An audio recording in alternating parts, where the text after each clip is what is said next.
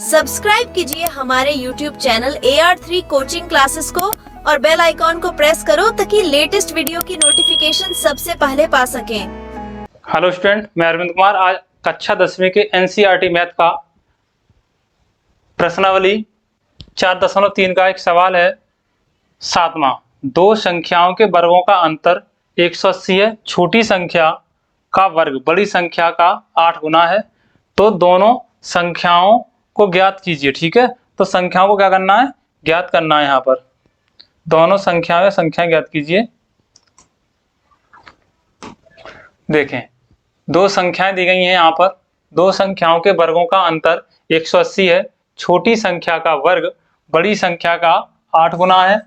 दोनों संख्या ज्ञात कीजिए। तो सबसे पहले हम मान लें, इसमें माना छोटी संख्या बराबर x। छोटी संख्या x है और आगे ये कहा गया छोटी संख्या का वर्ग बड़ी संख्या का 8 गुना है। ठीक है, तो यहाँ पर छोटी संख्या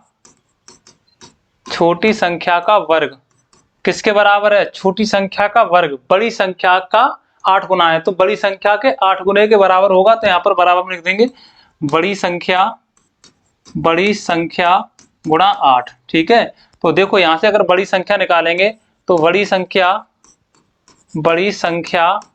बराबर बड़ी संख्या यह रहेगी 8 कहाँ चला जाएगा? यहाँ से गुणा से भाग में चला जाएगा। तो ये छोटी संख्या हमने x मानी, तो यहाँ से x का वर्ग बट्टे 8, ये हमारी निकल के आ गई। क्या आ गई? बड़ी संख्या, और ये क्या है? छोटी संख्या। ठीक है, अब दोनों संख्या ज्ञात कीजिए। ये कहा गया दो संख्याओं के वर्गों का अंतर कितना है? 180। तो यहाँ पर दो संख्याओं के वर्गों का अंतर बराबर कितना दिया है? 180। ठीक है, तो दो संख्याएं कौन सी है? ये तो बड़ी संख्या है और ये वाली छोटी संख्या है। तो छोटी संख्या का वर्ग बड़ी संख्या के वर्ग में से घटाएंगे तो टोटल कितना आ रहा है? 180 आ रहा है। तो यहाँ पर कितना लिखेंगे? देखो, बड़ी संख्या का वर्ग ऋण छोटी संख्या का वर्ग बराबर कितना है? 180। बड़ी संख्या के वर्ग में से छोटी संख्या का वर्ग घटाएंगे तो कितना आएगा? 180 आएगा। बड़ी संख्या है हमारी x² अपॉन 8, और इस पर भी घात लगा देंगे 2 की, माइनस इस पर छोटी संख्या हमारी x है और x पर घात देने के लिए लग रही है 2 की, तो 2 की बराबर में 180। अब इसका वर्ग घात के ऊपर घात लगी तो आपस में क्या कर देते हैं? गुणा कर देते हैं। तो यहाँ से x की घात कितनी हो जाएगी? 4/8 ऋण x² बराबर 180। इसके बट्टे 1 करेंगे, 8 का नहीं, यहाँ पर 8 का वर्ग करेंगे। ठीक है, यहाँ पर 8 का वर्ग होगा। 8 x² का वर्ग करेंगे तो x की घात 4 हो गए। 8 का वर्ग करेंगे तो 8 8 64। ठीक है, और इधर माइनस x², x का वर्ग तो x² होगा क्योंकि छोटी संख्या हमारी x है, और x का वर्ग करेंगे तो x²। अब इन दोनों का क्या करेंगे? इधर लासा ले लेंगे हम यहाँ से, तो यहाँ से 64 हो जाएगा इसका एलसीएम। अब 1 का गुणा, क्योंकि हर असमान है तो कैंची गुणा करके हल कर सकते हैं। 1 का गुणा इसके साथ करोगे तो x⁴, और ये माइनस 64 का x² के साथ में तो 64x² बराबर में 180। अब इसके बट्टे 1 करेंगे यहाँ पर, पुनः फिर क्या करेंगे? कैंची का गुणा कर देंगे। 1 का इसके साथ गुणा करेंगे तो यही मान मिलेगा हमको, x⁴ माइनस 64x² बराबर, ये 64 है और ये 180 है। ठीक है, तो यहाँ पर x⁴ माइनस 64x² बराबर 180 और 64 का गुणा करेंगे। ठीक है, 180 गुणा 64, तो यहाँ से मिलेगा हमको 0 तो 0 रख देंगे। 18 18 चौक 72 के 2 हासिल 7, 18 6 के 108 108 और 7 115, तो 11520। तो इसका और इसका जो गुणनफल आएगा इसके बराबर में आएगा 11520। इसका पक्षांतर कर लेंगे, x⁴ माइनस 64x² और ये माइनस हो जाएंगे 11520 बराबर 0। अब यहाँ x⁴ का गुणांक 1 है, 1 का गुणा 11520 के साथ करोगे तो 520 ही रहेगा, और 11520 रहेगा। 11520 के ऐसे गुणनखंड करो जिनका अंतर कितना आ जाना चाहिए? 64। ठीक है, तो यहाँ पर क्या करेंगे, इसका गुणा करेंगे। पहले इसके गुणनखंड कर लेंगे, तो 2 से करेंगे, 2 पंजे 10, 1 बचेगा, 2 सत्ते 14, 2 छंग 12, 0। 2 से फिर काटेंगे, 2 दूनी 4, 2 अट्ठे 16, 2 अट्ठे 16, फिर 0 बार, 2 एकम 2, 2 चौक 8, 2 चौक 8, 0 बार, 2 सत्ते 14, 2 दूनी 4, 0 बार।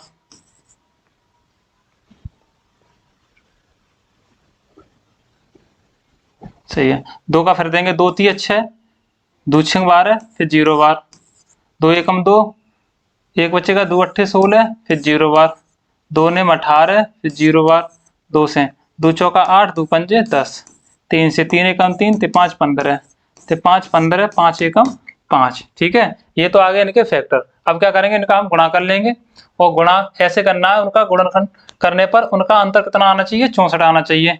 तो देखो, 2 दूनी 4, दूनी 8, दूनी 16, दूनी 32, 32 यहीं रहने दें, 3 तिया 9, 9 दूनी 18, 18 दूनी 36, 36 दूनी 72, तो 72 ये हो गए।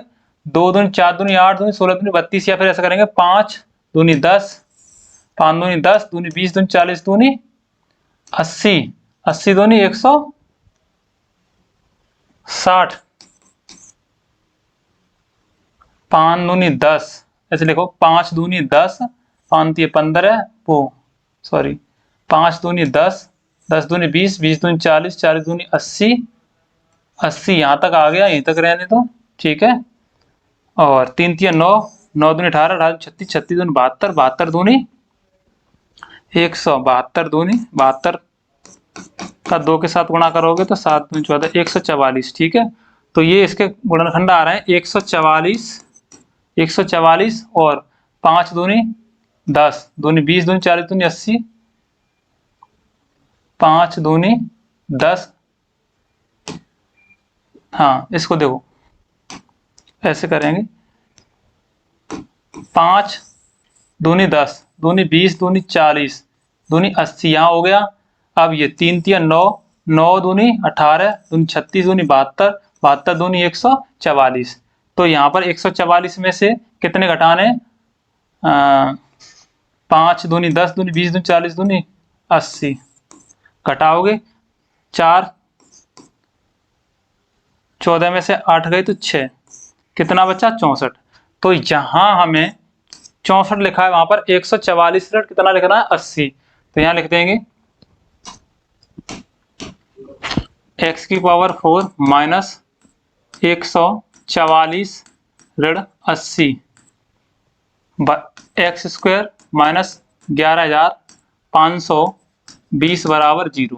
अब यहाँ पर गुणा करेंगे, x की घात 4, एक्स स्क्वायर का 144 के साथ गुणा करोगे तो 144 एक्स स्क्वायर, ऋण और ऋण का गुणा धन 80 का एक्स स्क्वायर के साथ गुणा करेंगे तो एक्स स्क्वायर ऋण 11,520 बराबर 0। अब यहाँ दो दो में से क्या करेंगे, कॉमन लेंगे, तो यहाँ से एक्स स्क्वायर कॉमन मिल रहा है, क्योंकि यहाँ पर भी दोनों जगह एक्स स्क्वायर है, तो यहाँ से एक्स स्क्वायर कॉमन लेंगे, एक्स स्क्वायर की यहाँ पर बचेगा, क्योंकि 4 घात में से 2 घात हमने एक्स की बाहर निकाल ली है। अब ऋण के 144 बचेंगे, और यहाँ प्लस के, यहाँ कितना कॉमन ले लें, यहाँ से 80 कॉमन ले लें, 80 कॉमन ले लेंगे तो यहाँ एक्स स्क्वायर बचेगा, ऋण के कितने बचेंगे, 11,520 में से कॉमन लेना है, 11,520 की तो ये फैक्टर थे, इसमें से 80 निकाल लिया हमने, तो कितना बचेगा 144, तो यहाँ पर 144 बराबर में 0। अब देखो ये वाला ब्रैकेट और ये वाला ब्रैकेट दोनों समान है, तो इसमें से कॉमन ले लेंगे, एक्स स्क्वायर ऋण 144, और दूसरे में बचेगा एक्स स्क्वायर प्लस 80 बराबर 0। अब सर्वप्रथम हम पहले क्या करें, इसको ले लें। ठीक है, तो एक्स स्क्वायर प्लस 80 बराबर 0, तो यहाँ से एक्स स्क्वायर बराबर पक्षांतर करेंगे तो ये हो जाएगा माइनस का 80, और यहाँ से x बराबर लेंगे तो रूट में क्या हो जाएगा, माइनस का 80।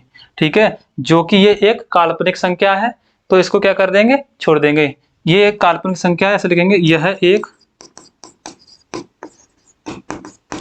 काल्पनिक संख्या है, अतः इसे छोड़ने पर क्या कर देंगे, इसको छोड़ देंगे। ठीक है, इसको छोड़ने पर अब दूसरा जो रह गया है,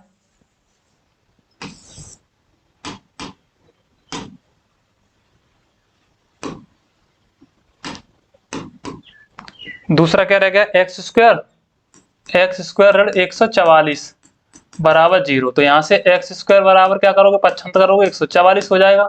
अब यहाँ से 144 हो गया तो ये या तो 12 का वर्ग कर लेते, ऐसे कर लेते। अब यहाँ से इसका वर्गमूल लोगे तो x बराबर अंडर रूट में 144 आएगा। इसका वर्गमूल निकालोगे तो प्लस माइनस में कितना आ जाएगा, 12।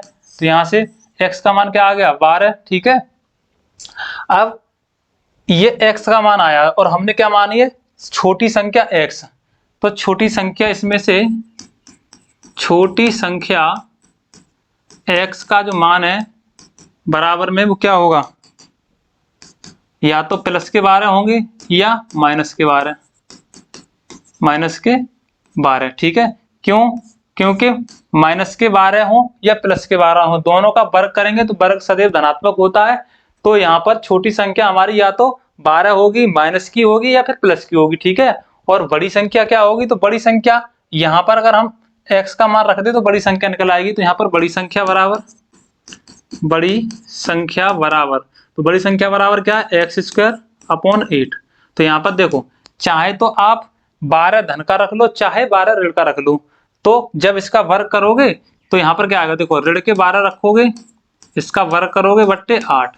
तो 12 का वर्ग यानी कि 12 ऋण के 2 बार लिखोगे गुणा में, तो ऋण और ऋण का गुणा क्या हो जाएगा, धन। तो 12 का वर्ग 144 होगा, तब भी धनात्मक आएगा। ठीक है, तो चाहे आप धनात्मक रखें और चाहे ऋणात्मक रखें 12, तो 12 का जो वर्ग है वो कितना आएगा, 144 ही आएगा बट्टे 8।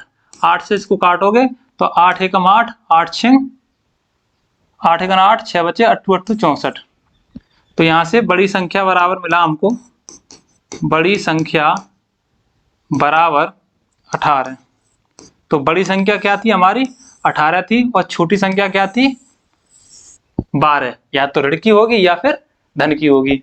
तो ये थी दो संख्याएं, छोटी संख्या 12 और बड़ी संख्या 18। अगर इनके वर्गों का अंतर किया जाए तो कितना आना चाहिए, 180। तो करके देख लेंगे।